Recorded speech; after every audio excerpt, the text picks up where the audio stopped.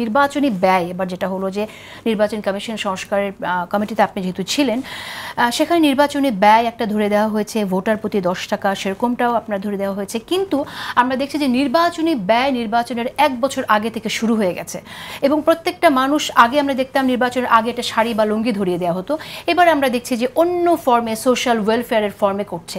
কারা করতে পারছে? যাদের কাছে টাকা আছে। তো এটা কি নির্বাচনী ব্যয় হিসেবে ধরা হবে কি হবে না?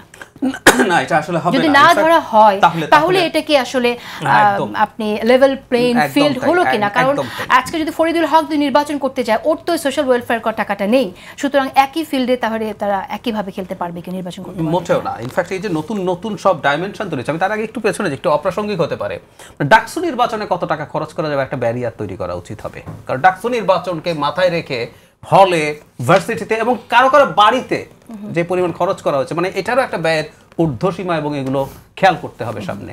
তো এখন এই পরিস্থিতিটা আসলেই আছে। এখন সমস্যাটা কোন জায়গায় জানেন?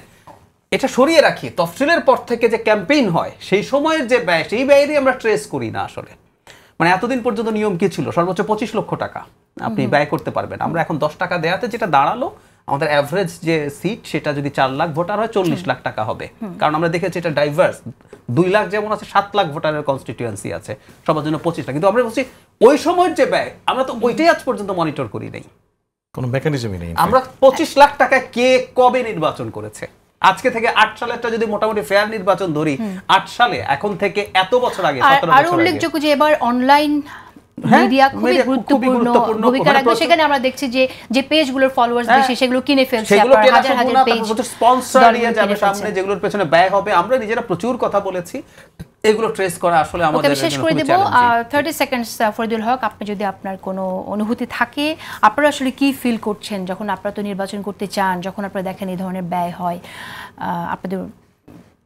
না, এটা তো ধরেন এই যে ফিলিংস গুলো সেম, কিন্তু আমাদের যেটা লক্ষ্য, আমরা আসলে ওইদিকে রাষ্ট্রকে নিয়ে যেতে চাই যে নির্বাচনে ব্যয় করা। কেন? কারণ হচ্ছে এই ব্যয়টা করে এটা একটা ইনভেস্ট, এরপর হচ্ছে এখান থেকে ব্যবসাটা করতে চাই, ব্যবসাটা বন্ধ করে দিতে চাই আমরা। এটা আমাদের একটা লক্ষ্য। আর ওই শাপলা প্রশ্নে, নির্বাচন কমিশন প্রশ্নে ব্যয় বন্ধ না হলে তো আমরা যে ধরনের প্রার্থীকে সামনে চাই সেটাও তো আসলে একটুখানি বাধাগ্রস্ত হয়ে যায় না। তখন আসলে ভালো প্রার্থী আসবে, তখনই আসলে ভালো প্রার্থী আসবে। ব্যয় কারণ এখন তো মাফিয়ারা আসে না। একই কথা বলছেন দুজনে, উনিও ব্যয় বন্ধের কথা বলছেন, আপনি। আচ্ছা, আপনাকে ধন্যবাদ ফরিদুল হক। আমার একেবারেই সময় নেই, ছোট্ট এক সেকেন্ড যোগ করি। মানে সংসদ নির্বাচনের ইনসেন্টিভ কমাতে হবে। আমরা প্রায় যে কথাটা বলছিলাম যে লোকাল গভর্নমেন্টের উন্নয়নের এইসবের থেকে যদি সরিয়ে আনে, তখন লোকজন টাকা খরচ করবে, উপজেলা চেয়ারম্যান হবে।